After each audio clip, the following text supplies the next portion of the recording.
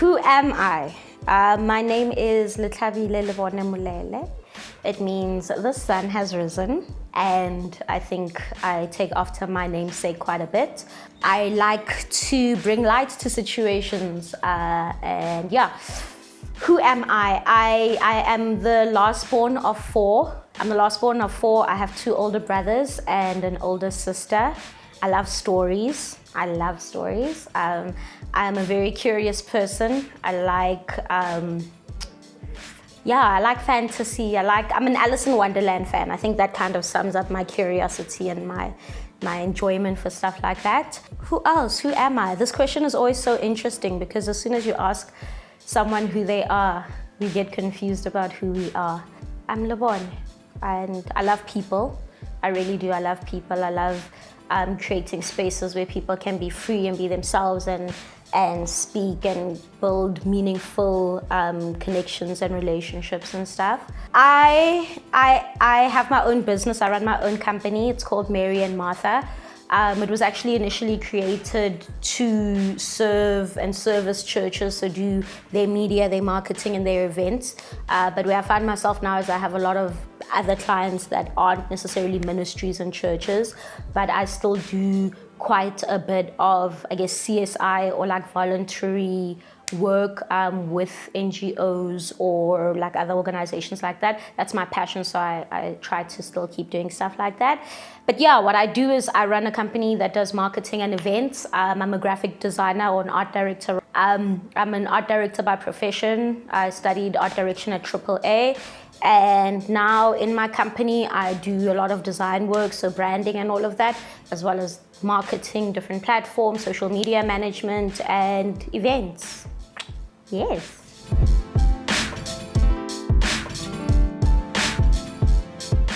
I think transparency is tricky. I've always been an advocate for transparency, but I think the more I have to lose, the harder it is to be transparent. I've always even in my relationship, I've always said I want you to make informed decisions. So I'm gonna be completely transparent about who I am and what I come with. And you know, it's really easy to say that when you either are not attached or you really don't have much to lose. I think as soon as you do, that becomes a little bit harder. So my view currently where I am in my life on transparency is that it is still one of my most important values. It is still something I highly esteem, but I do have a lot more grace for whoever is in the seat and expected to be transparent. I have a little bit more understanding of people who don't necessarily want to be transparent that far and whatnot. I think it's difficult. In fact, I think it might be easier to be transparent with people that you don't care about or who don't care about you. As soon as it's somebody who's close, you've got something to lose and you don't really want to show all of you, because if they don't accept it, that's real rejection. But if somebody on the street doesn't accept you with all of your transparencies, okay, bye. So yeah, I've always been a massive advocate for being transparent, and I want to say more than honesty, transparency, because transparency says, here I am in my entirety, see me. Honesty can be an excuse for something else. I can be honest about why I did something, but it can still be an excuse. It can still be somehow manipulative. Whereas transparency is here's the truth, the whole truth. It's who I am, take it or leave it. So in short, or to summarize, I'm a big advocate for transparency, but I also am more recently a big advocate for I want to say transparency in a safe space. But at the same time, my point is to say that's where it's most difficult. I think my view now is, yes, transparency is everything, but transparency without grace is harmful.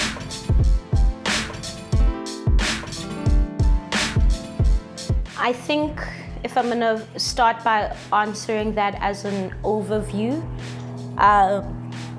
is I think that as Christians, we have a tendency to think that being realistic is anti-Christ. And I think it puts us a lot of times in a disadvantaged position because we don't deal with real human issues in a real way. We think that somehow that is anti the Word of God, when the truth is, if you look in the Word of God, they also dealt with real issues. So I think that that's an overview of talking about the thing. But I think if we were really to kind of dive deeper into it, if we talk about something right now that is common, which is like mental health.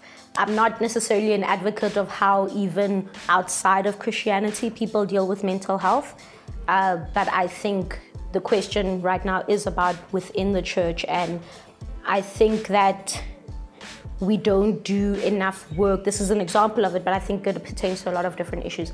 I don't think we do enough work to really understand the thing and teach about it so that people can find real ways to cope and manage and work their way through things.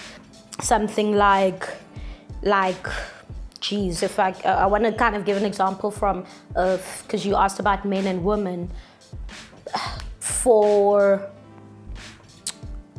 women, I'd say something that I think is a problem that we don't really get into, and we spoke about this a little bit earlier, is kind of really accepting who you are and the things that come with being a woman, and as a result of that, dealing with those things. So whether it is hormonal changes, hormonal this, hormonal that, how do you deal with those things when it's time to get married? Women often are very pick me, and they don't realize that, no, you must also be very specific in who you pick.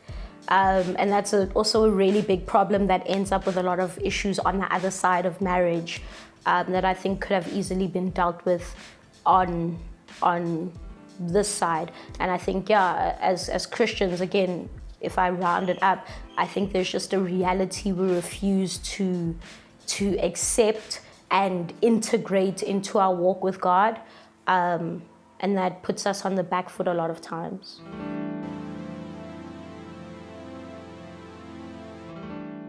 I don't think I'm fully qualified to answer this question, because I think for the most part in my life, I've known myself, although there are times when I veer off. So there are times where I get confused, so I can speak about in those times. But I can also speak about how having a firm identity also saved me a lot of times. When for example, I grew up Christian, and I didn't grow up Christian like it's anakrakefela, like, no, I was Christian.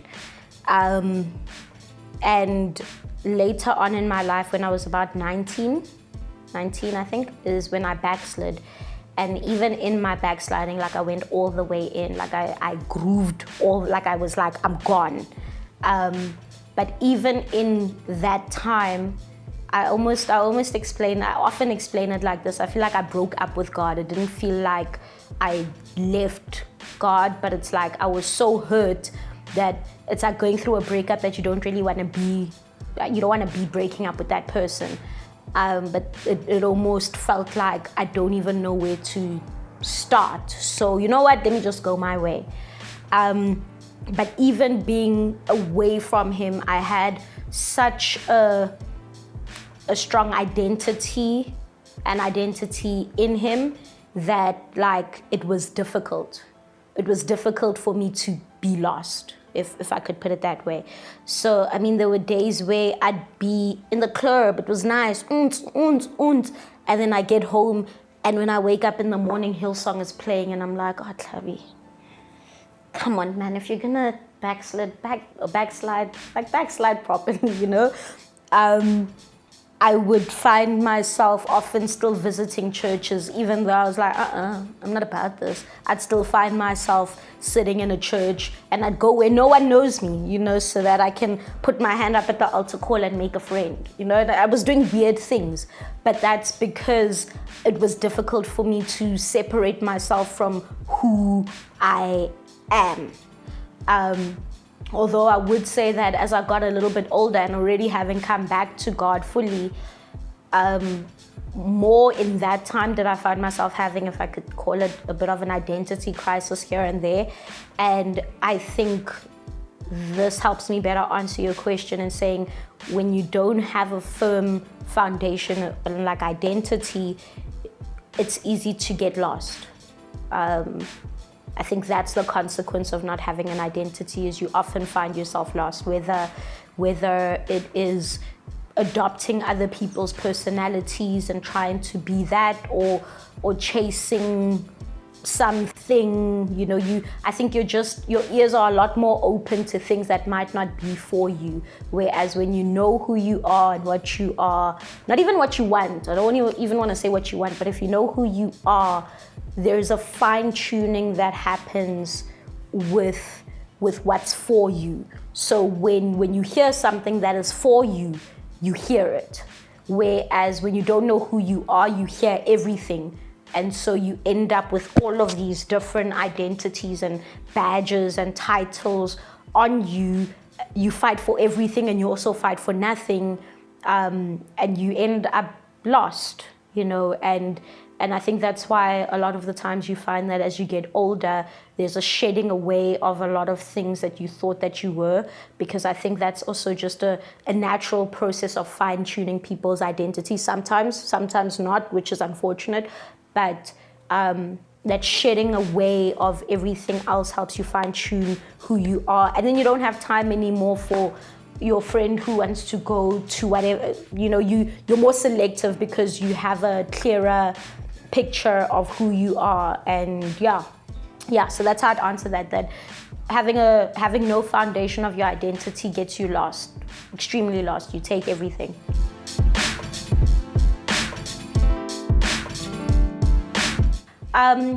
Okay, I was raised very much, my parents made it clear, we are Christian and this is what we believe and this is what we follow. And as a result, growing up, there was a lot of separation from my extended family and a lot of culture, a lot of traditions I didn't grow up with because of that very clear divide that my parents made and the very clear decision they made to take us out of those environments. I think, in fact, maybe my oldest brother and my sister might have a little bit of a different view, but by the time I came around, it was such a clear-cut line that, we don't do this. And I've definitely 100% appreciated that growing up, especially because I'm a Christian and it helped me form my views in that regard and shape me in that regard. However, I think that I wish rather that I had been taught a certain level of what it is. I think that sometimes as Black people, we throw the baby out with the bathwater. So in an aim to run away from ancestral worship and all of these other things, we sever it. We sever it all. We say, I'm not even, but what we also do in that process is we also cut off culture. We also cut off some things about our traditions and our culture that are actually beautiful. And then as a result, it raises kids like me who believe that a lot of Black is bad. And I don't think that's fair, I don't think it's accurate, and I don't think it's right. So in terms of ancestral things, I feel that I could be more qualified to talk about this. And as a result, I'm now at a place where I'm trying to do due diligence in learning what it is. So not to say I'm adopting anything. I'm also, just for the sake of this, let's also make it clear, I am against ancestral worship, full stop. There's no two ways about it. I believe in Jesus. I believe in the Bible. That's for me where it starts and ends. And I think because we take that view, which is the right view for me in my walk, we've taken everything around it and thrown it away. So like another thing is like how we've taken, as young Christians, we're like, if I have a traditional wedding and I don't have a white wedding, somehow I was not married before God.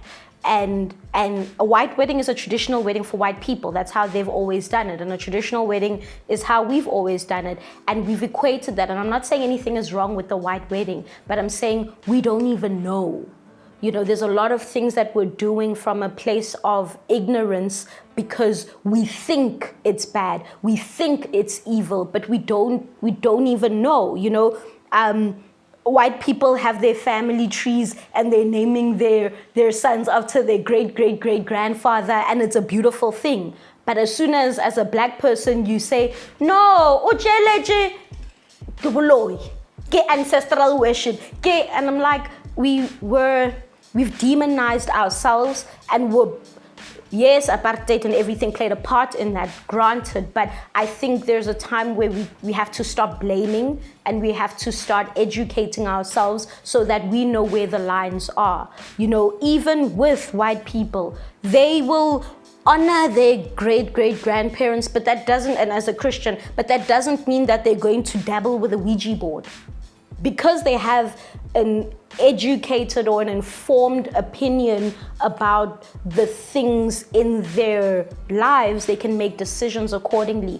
But we tend to just take everything and say, okay, that means it's evil. And that's why I think a lot of people that are still very traditional and cultural start to hate Christianity. And it's very unfortunate because we've made it seem like they are evil for beautiful things sometimes. So my take on it is that we don't know enough often as young people to actually make informed decisions. And the way that I like to view it is, in the words of Pastor Johnny, is that like you take everything and you filter it through the Word of God. But take everything and filter it through the Word of God, you know. So if it is your culture, take that, and because you're spending time in the Word and because you are invested in this thing and this is what you believe, then you filter it through that. And if on the other side it comes out and it still stands, okay, continue. But if it comes out after being filtered through the Word of God and it's clear that this is against the Word of God, then you throw it away. You know, God, you wanting to get married on an elephant is not anti the Bible. It's not.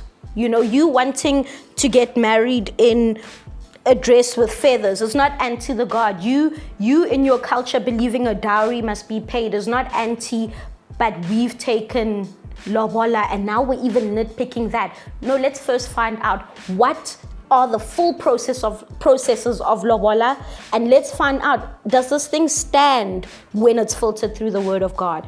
If yes, then it's a beautiful part of our culture. Let's embrace it, let's love it, let's live it, let's enjoy it. If not, then we ship it out. So that's my view on ancestry. I don't want to say ancestral worship because that one we know, you filter it, it's out.